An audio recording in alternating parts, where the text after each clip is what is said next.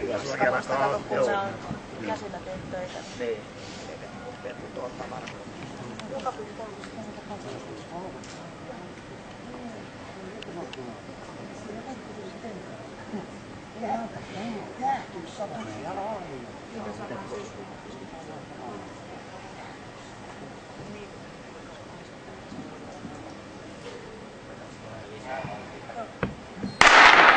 Käyttäytyin sääntöjen mukaisesti. Imatra lähti hyvin samoin. Verhekkiä tulee mainiosti. Ja tuleeko sitten ulkoradalta Jarkko Ruostekivi ensimmäisenä maalinjalla. Siltä näytti. Jarkko Ruostekivi taisi olla ensimmäisenä maalinjalla. 6.69. Merkitsee myöskin, jos tuo aina pitää paksasta Ruostekiville meidän hallirajan rikkomista. Olipa upea juoksu Jarkko Ruostekivä. Nyt oli vaan soittanut roolista.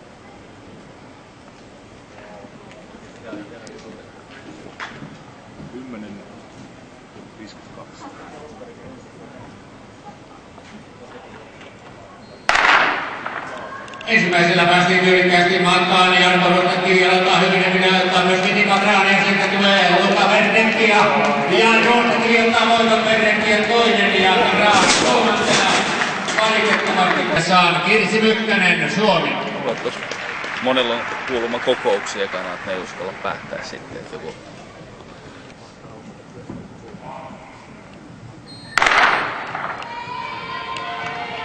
Näin ensimmäisellä matkaan erittäin hyvin aloittaa Kirsi Mykkänen. Ollaan Daniela Reina kuitenkin samaa vauhtia.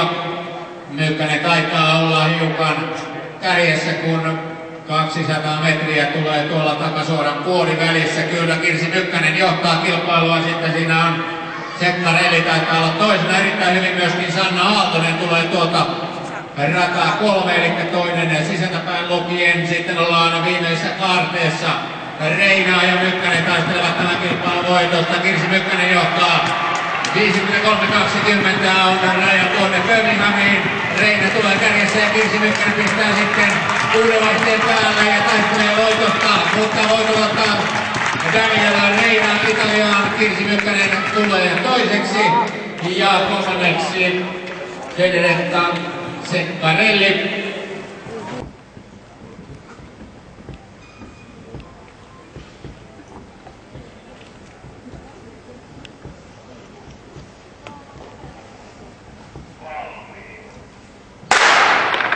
Näin pääsevät naiset matkaan 4 kertaa 300 metriä, eli yksi kierros on aina tuo 300 metrin matka. Ja näyttää siltä, että sieltä Muukoradalta Sanna Aaltonen aloittaa vahvasti tuon alun.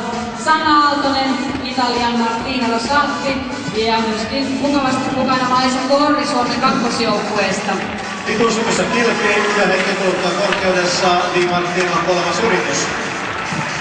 Näin päästään siirtymään sisäradalle ja komeasti sieltä Sanna Aaltonen tuo johdossa viestiä ja lähettää matkaansa Ilona Rannan. Näin Ilona Rannan matkaan ja sitten hänen peränsä ryntää Italian ykkösjoukkue Benedetta Ceccarelli ja sitten Suomen kakkosjoukkueen Suvi Myllymäki, jolla ei alle 800 metriä.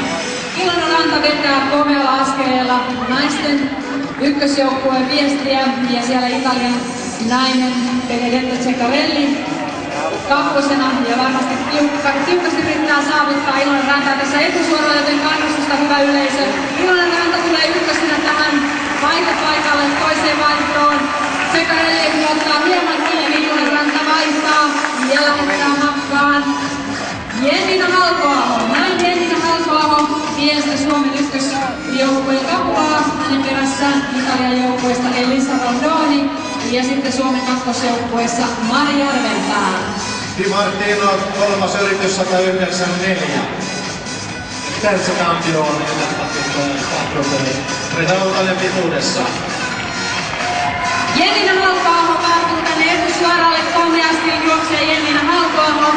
Elisa Rondoni yrittää pistää kamppoihin, menee Jennina Halkoaho tuolta viimeiseen vaihtoon ja lähettää Kirsi Mykkäsen matkaan noin hyvin suvat vaihdot. Kirsi Mykkänen ensimmäisenä saa peränsä sitten Italian Maria Enrica Spaccan.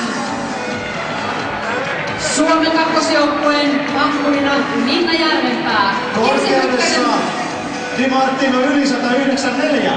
Ja Kirsi Mykkänen tuo komeasti Suomen viestiä tänne etusuoralle maalia kohti. Näin viestijuoksuihin on komea päättää tämä naisten maaottelu. Kirsi Mykkänen tulee maaliin ykkösen ja tuo naisten viestin komeasti voittoon. Kirsi Mykkänen maalissa noin ja Italian joukkueen Maria Enrikas kakkosena ja sitten vielä Minna Järvenpää kolmantena. E la Finlandia si aggiudica la staffetta 4x100 femminile. Nell'altro 81-94 al terzo tentativo.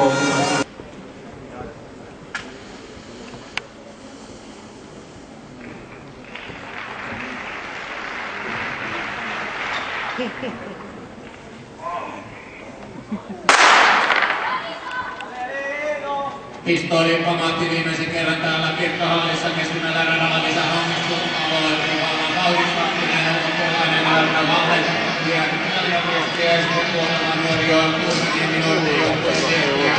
Ensimmäinen kuitenkaan suositusjoukkue ja niistä onnistunut 60 metriä takana viimeinen satilla Onnikse ottaa tätä viestiä ja juostaa sitten maaliin asti.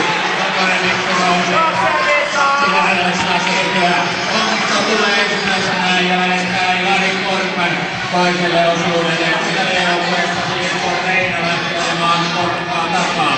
Ja nuorten joukkueesta Toni Soutto-Riikossa. Suoralla kun sitten kärkipaikka vaihtuu, Italia menee kärkeen. Hienosti pääsee kuitenkin Ilari Korpan ulkomaisten perässä 500 metriä on vielä jäljellä. Italia ja Filippo Reina tulee ensimmäisenä, mutta kartteittoutuu hurjan taisteluun. Italia vaihtaa ensimmäisenä Suomi aivan. Pari-kolme vuotta on loukkaantumisen takia mennyt ilman pieleen, mutta nyt on Hämeenlinnan pitkä huippia. Juhani Mikkola sanottaa selkänsä kuntoon ja ajaa sinne kovasti takaa Italian lukaamaan Lepsia.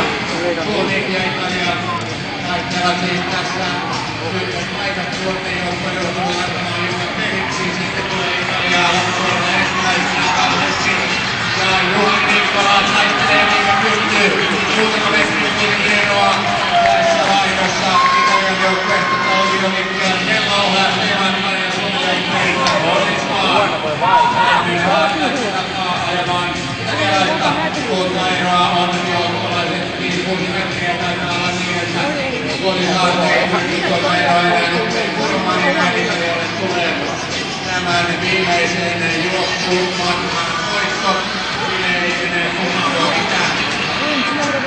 Ja sitten on tietysti korkeusjutut vielä perässä, kun perässä tulee noita ja Italian joukkueen Tauliovikan kellomaaliin ja sitten Colin Saarista tuoti Euroopan joukkueesta Oula Korkio kolmantena. Hyvä yleisö, korkeuspaikalla Antonietta Di Martino, Italia, kolmas yritys 2 metriä. Ei ollut huono, annetaanpa Antonietalle todella roikua tahtoa. Antonietta on tyytyväinen tähän sovituksensa ja ilmeisesti pitää vastaudesta Pirkkahallin ykköspaikasta, kun maali ennätys 4 vuoden tauon jälkeen nousi senkin paremmaksi 197 ja vaivoitto tällä.